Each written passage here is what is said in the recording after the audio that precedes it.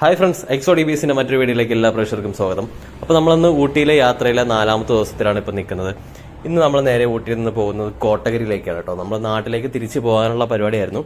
അപ്പോൾ നേരെ നമ്മൾ ഫസ്റ്റ് ഊട്ടിയിലുള്ള കാഴ്ചകളൊക്കെ കണ്ട് തീർത്തതിന് ശേഷം നേരെ കോട്ടഗിരി വഴി മേട്ടുപ്പാളയം വഴി കോയമ്പത്തൂരിലേക്ക് പോകാനുള്ള പരിപാടിയിലാണ്.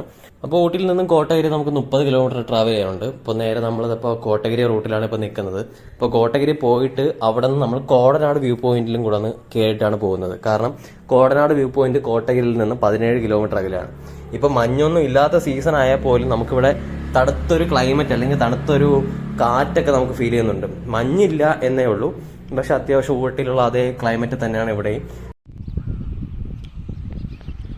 നമ്മളിപ്പോൾ കോട്ടഗിരി എടുക്കാറായി. ഇവിടെ നിന്ന് ഒരു 3 കിലോമീറ്റർ കൂടെ ഉള്ളൂ കോട്ടഗിരി. അപ്പോൾ നമ്മളിവിടെ ഒരു ഗ്രാമത്ത് നിൽക്കുകയാണ്. ഇവിടെ കണ്ടില്ല, നല്ല മൂടൽമഞ്ഞൊക്കെ ഉണ്ട്. നല്ല വെയിൽ അടിക്കുന്നുണ്ടെങ്കിൽ പോലും നല്ല മൂടൽമഞ്ഞിങ്ങനെ മേലേക്ക് കയറി പോകുന്നൊരു കാഴ്ചയാണ്. എത്രത്തോളം ക്യാമറയിൽ കിട്ടുന്നുണ്ടെന്ന് അറിയില്ല. ആ ഭാഗത്തൊക്കെ കണ്ടില്ലേ, എവിടെ തിരിഞ്ഞാലും നമുക്ക് ഊട്ടിയും ഈ പറഞ്ഞ കിന്നക്കോറെ പോയപ്പോഴും അവിടെ ആയാലും ഇപ്പോൾ കോട്ടഗിരി പോകുമ്പോൾ ഈ കോട്ടഗിരി ആയാലും നമുക്ക് കാണാൻ പറ്റുന്ന ഈ ഒരു തേയിലത്തോട്ടം, ടീ പ്ലാന്റേഷനും പിന്നെ അതിനോട് ചേർന്നുള്ള ചെറിയ ജനവാസ മേഖലകളൊക്കെയാണ്.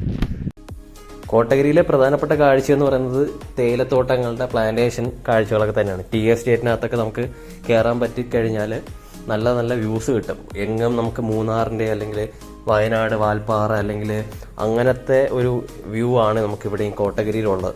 അല്ലാതെ കൂടുതലായിട്ട് പ്രത്യേകിച്ച് കാഴ്ചകളൊന്നും നമുക്ക് കോട്ടഗിരിയിൽ കാണാനില്ല. കഴിഞ്ഞ 2-3 ദിവസം കൊണ്ട് ഞാൻ കണ്ടുകൊണ്ടിരിക്കുന്ന കാഴ്ചകളൊക്കെ തന്നെ ഈ ഒരു തേയിലത്തോട്ടങ്ങളുടെ കാഴ്ചകളാണ്. അതുകൊണ്ട് ഞാൻ കൂടുതലായിട്ട് വിഷ്വൽസൊന്നും എടുക്കാൻ നിന്നില്ല.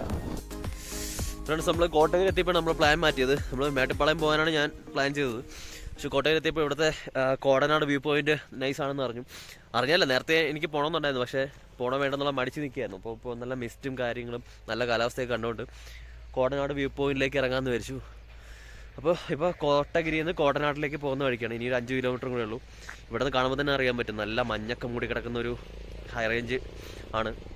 അപ്പോൾ നമുക്ക് നമ്മളെന്തായാലും നിരാശപ്പെടുത്തില്ല എന്ന് വിചാരിക്കുന്നുണ്ട്. നല്ല അടിപൊളി വ്യൂ ആണ്. എന്ന് വെച്ചാൽ ഊട്ടിയിലെ തന്നെ ഏറ്റവും ബെസ്റ്റ് ആയിട്ടുള്ള സൺസെറ്റും സൺറൈസും കാണാൻ പറ്റുന്ന ഒരു വ്യൂ പോയിന്റ് ആണ് കേട്ടോ. അപ്പോൾ അവിടേക്കാണ് നമ്മളിപ്പോൾ പോകാൻ പോകുന്നത്. കണ്ടില്ലേ, കോട്ടഗിരി കോടനാട് ഭാഗത്തുള്ള കാഴ്ചകളൊക്കെ ഇത് തന്നെയാണ്. എങ്ങും തേയിലത്തോട്ടങ്ങളുടെ പ്ലാന്റേഷനാണ്. കണ്ണെത്താ ദൂരം വരെയും പരന്ന് കിടക്കുന്ന തേയിലത്തോട്ടങ്ങൾ തന്നെയാണ്. എവിടെ തിരിഞ്ഞാലും ഈ ഒരു വിഷ്വൽ തന്നെയാണ് കൂടുതൽ ഈ റൂട്ടിൽ എനിക്ക് കാണാൻ സാധിച്ചത്. നമ്മൾ നേരെ പോകുന്നതിനി ആ ഒരു മലയോര ഗ്രാമമായ കോടനാട്ടിലേക്കാണ്. ചെറിയൊരു മൂടൽ മഞ്ഞും ഒക്കെ നമുക്ക് ഇവിടെ നിന്ന് നോക്കുമ്പോൾ കാണുന്നുണ്ട്. ആ ഒരു വ്യൂ പോയിന്റ് കാണാൻ വേണ്ടിയിട്ടാണ് നമ്മളിപ്പോൾ ആ റൂട്ട് പൊയ്ക്കൊണ്ടിരിക്കുന്നത്. കണ്ടില്ല, ഉച്ച സമയം ആയതുകൊണ്ട് തന്നെ അത്യാവശ്യം നല്ല വെയിലുണ്ട്. വെയിൽ കാഴ്ചയ്ക്ക് തോന്നിക്കുമെങ്കിലും നല്ല തണുത്ത കാറ്റും നമുക്ക് ഫീൽ ചെയ്യുന്നുണ്ട്. അത്യാവശ്യം ഹൈ റേഞ്ച് തന്നെയാണത്. കാരണം കോടനാട് സ്ഥിതി ചെയ്യുന്നത് കോട്ടഗിരിയിൽ നിന്നും 17 കിലോമീറ്റർ അകലെയാണ്. ഈ റൂട്ട് അത്രയും നമുക്ക് ഹൈ റേഞ്ചിൽ തന്നെ കയറി തന്നെയാണ് പോകേണ്ടത്. നല്ല അടിപൊളി ഒരു ലാൻഡ്സ്കേപ്പും നല്ല കാഴ്ചയ്ക്ക് ഭംഗിയുള്ള വിഷ്വൽസും തരുന്ന ഒരു റോഡും അതുപോലെ തന്നെ നല്ല ഭംഗിയുള്ള ഗ്രാമം തന്നെയാണ് കോടനാടെന്ന് പറയുന്നത്. ഗായ്സ്, ഈ വ്യൂ ഉണ്ടോ?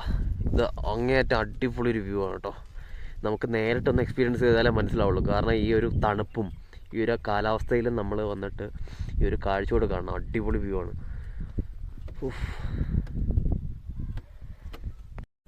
ഫ്രണ്ട്സ്, ഞാനിപ്പോൾ അങ്ങനെ കോടനാട് വ്യൂ പോയിന്റിൽ എത്തിയിട്ടുണ്ട്. അപ്പോൾ അവിടെയാണ് ടിക്കറ്റ് എടുക്കുന്ന സ്ഥലം. എൻ്റെ വണ്ടി ഞാൻ അവിടെ തന്നെ പാർക്ക് ചെയ്തിട്ടുണ്ട്. 30 രൂപയാണ് കേട്ടോ ടിക്കറ്റിൻ്റെ ചാർജ്. പക്ഷേ ഇവിടെ പോയി കഴിഞ്ഞപ്പോഴാണ് മനസ്സിലായത് 30 രൂപയ്ക്കുള്ള ഒരു സംഭവം ഇതിനകത്ത് ഇല്ല എന്നും. ചെറിയൊരു വ്യൂ പോയിന്റ് കാണാൻ വേണ്ടിയിട്ടുള്ള ഒരു സ്പോട്ട് മാത്രമേ അവിടെ ഉള്ളൂ. അവിടെ കയറാനായിട്ട് ഫീസിൻ്റെ ഒരു ആവശ്യമില്ലാന്ന് എനിക്ക് തോന്നുന്നുണ്ട്. നമ്മൾ നേരെ വന്ന വഴി നേരെ താഴേക്ക് ഇറങ്ങുമ്പോഴാണ് ഈ ഒരു വ്യൂ പോയിന്റ്. വേറെ പ്രത്യേകിച്ച് താഴൊന്നുമില്ല. ഒരു 50 മീറ്റർ മാത്രമേ അവിടെ നിന്ന് ഉള്ളൂ. നടക്കാൻ പോലുള്ള ദൂരം ഇല്ല. വന്ന വഴിക്ക് നമ്മളിതാ കണ്ടില്ലേ, ഒരു പാമ്പിനെ, ചെറിയൊരു കുഞ്ഞ് പാമ്പിനെയും കൂടെ നമ്മൾ കണ്ടു. അപ്പോൾ ഞാൻ നേരെ അങ്ങനെ താഴേക്ക് ഇറങ്ങുകയാണ്. കണ്ടില്ലേ, ഇതാണ് കോടനാട് വ്യൂ പോയിന്റ്. നമ്മൾ നേരത്തെ ദൂരെ നിന്ന് കണ്ട ആ ഒരു കാർമേഘങ്ങളുടെ കൂട്ടം ഇതിൻ്റെ മേലെയാണ് കേട്ടോ. ഇവിടെ നിന്ന് കഴിഞ്ഞാൽ അല്ലെങ്കിൽ ഈ ഒരു സ്പോട്ടിൻ്റെ താഴേക്ക് നിന്ന് കഴിഞ്ഞാൽ നമുക്ക് ഊട്ടിയിലെ തന്നെ ബെസ്റ്റ് ആയിട്ടുള്ള സൺറൈസും സൺസെറ്റും കാണാൻ പറ്റും എന്നാണ് പറയുന്നത്. അപ്പോൾ നമ്മൾ വന്ന സമയം ഈ പറയും പോലെ ഉച്ച സമയമാണ്, നല്ല വെയിലുള്ള കാലാവസ്ഥയാണ്. അതുകൊണ്ട് നമുക്ക് കാഴ്ചയ്ക്ക് നമ്മൾ വിചാരിക്കും ഇത് ഭയങ്കര ഒരു സംഭവമൊന്നും അല്ലെന്ന്. പക്ഷേ നേരിട്ടൊന്ന് കാണുമ്പോൾ നല്ല മഞ്ഞൊക്കെ ഉള്ള സമയത്ത് അല്ലെങ്കിൽ മൂടൽ മഞ്ഞൊക്കെ ഉള്ള സമയത്താണ് നമ്മൾ വന്നിട്ടുള്ളതെങ്കിൽ കാഴ്ചയ്ക്ക് ബെസ്റ്റ് എക്സ്പീരിയൻസ് തന്നെയാണ്. ഇപ്പോൾ നമ്മൾ വിഷ്വൽ നോക്കുമ്പോൾ ഫുള്ള് എന്താണ് വെയിലൊക്കെ ഉള്ളൊരു ചൂടുള്ളൊരു കാലാവസ്ഥയായിട്ട് തോന്നുമെങ്കിലും നേരിട്ടൊന്ന് എക്സ്പീരിയൻസ് ചെയ്ത് എനിക്ക് നല്ലൊരു ഫീൽ തന്നെയാണ് കിട്ടിയത്. നല്ലൊരു തണുത്ത കാറ്റൊക്കെ ഉണ്ടായിരുന്നു. പക്ഷേ അതേസമയം വെയിലും ഉള്ളത് കൊണ്ട് തന്നെ ആ ഒരു കാഴ്ചയ്ക്കൊരു ഭംഗി ചിലപ്പോൾ നിങ്ങൾക്ക് തോന്നണമെന്നില്ല. പക്ഷേ ഇവിടെ കാണാനായിട്ട് വേറെ പ്രത്യേകിച്ച് കാഴ്ചകളൊന്നുമില്ല. ഈ ഒരു വ്യൂ പോയിന്റ് മാത്രമേ ഉള്ളൂ. കേട്ടല്ലേ, ഈ സ്ഥലങ്ങളൊക്കെ, ഈ ചെറിയ പട്ടണമൊക്കെ മഞ്ഞിലിങ്ങനെ നിറഞ്ഞ് കിടക്കുകയാണ്. നമുക്ക് മേഘങ്ങൾ കാരണം അപ്പുറത്തുള്ള മലനിരകളൊന്നും കാണാനേ പറ്റുന്നില്ല കേട്ടോ. അത്യാവശ്യം നല്ല മഞ്ഞുണ്ട്. നമ്മളെ തൊട്ട് താഴെ നമുക്ക് ഈ സീസണൊക്കെ ആവുന്ന സമയത്ത് ജനുവരി ഫസ്റ്റൊക്കെ ആണെന്നുണ്ടെങ്കിൽ ഈ താഴ്ഭാഗം മൊത്തത്തിൽ മഞ്ഞിലിങ്ങനെ മൂടി നിൽക്കുന്നൊരു ക്ലൈമറ്റ് ആയിരുന്നു.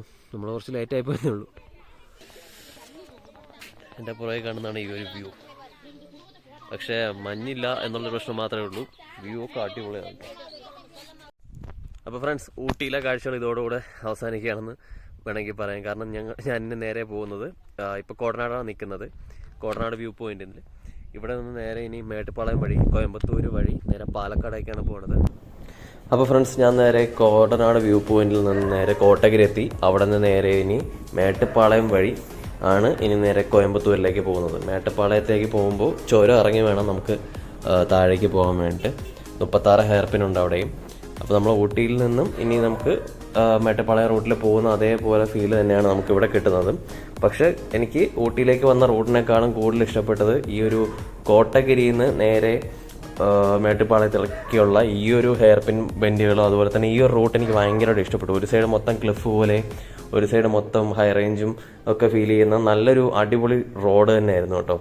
റോഡ് യാത്ര ഇഷ്ടപ്പെടുന്ന ഏതൊരാൾക്കും ഇഷ്ടപ്പെടുന്ന ഒരു നല്ലൊരു റോഡും നല്ലൊരു റൂട്ടും തന്നെ കേട്ടോ ഈ ഒരു കോട്ടഗിരി ടു മേട്ടുപ്പാളയം റൂട്ട്. മസിനഗുഡിയിൽ പോയപ്പോൾ അതേ റൂട്ടിലെ പോലത്തെ വഴിയാണ് നമുക്ക് മേട്ടുപ്പാളയത്തേക്ക് പോകുമ്പോഴും. നേരെ ഇനി കോയമ്പത്തൂരിലേക്കാണ് പോകുന്നത്. അവിടെ ചെന്നിട്ട് ഫുഡ് എന്തെങ്കിലും കഴിക്കണം. ഞാൻ ഊട്ടിയിൽ നിന്ന് കോട്ടഗിരി നേരെ കോയമ്പത്തൂർ വഴിയാണ് പൊള്ളാച്ചി പോണത്. അപ്പോൾ കോയമ്പത്തൂരിലാണുള്ളത്. ഇവിടെ നിന്ന് ബീഫ് ബിരിയാണി വാങ്ങി 120 രൂപയാണ് കേട്ടോ. അത്യാവശ്യം നല്ല ക്വാണ്ടിറ്റി ഒക്കെ ഉണ്ട്. വണ്ടിയിരിപ്പുണ്ട്, കഴിക്കട്ടെ ആദ്യം. അപ്പോൾ ഗൈസ്, കോട്ടഗിരിയിൽ നിന്ന് മേട്ടുപ്പാളയം വന്നുകൊണ്ടിരിക്കുന്ന സമയത്താണ് ഞാൻ പ്ലാൻ മാറ്റിയത്. നോർമലി ഞാൻ കോയമ്പത്തൂരിൽ നിന്ന് നേരെ പാലക്കാടേക്ക് പോകാനായിരുന്നു എൻ്റെ പ്ലാൻ. പക്ഷെ ഞാൻ അവിടെ നിന്ന് പ്ലാൻ മാറ്റി കോയമ്പത്തൂരിൽ നിന്ന് പൊള്ളാച്ചി വഴി നേരെ വാൽപ്പാറയിലേക്ക് പോകാനാണ് ഇപ്പോൾ എൻ്റെ പ്ലാൻ. ഇപ്പം ഞാൻ നിൽക്കുന്നത് പൊള്ളാച്ചി റൂട്ടിൽ നിന്നും വാൽപ്പാറയിലേക്ക് പോകുന്ന വഴിയിലാണ് കേട്ടോ. അങ്ങനെ 4-5 വർഷം മുന്നേ ഞാൻ യാത്ര പോകണമെന്ന് ആഗ്രഹിച്ചിട്ട് മാറ്റി വെച്ചിരുന്ന ഒരു യാത്രയാണ് വാൽപ്പാറ യാത്ര.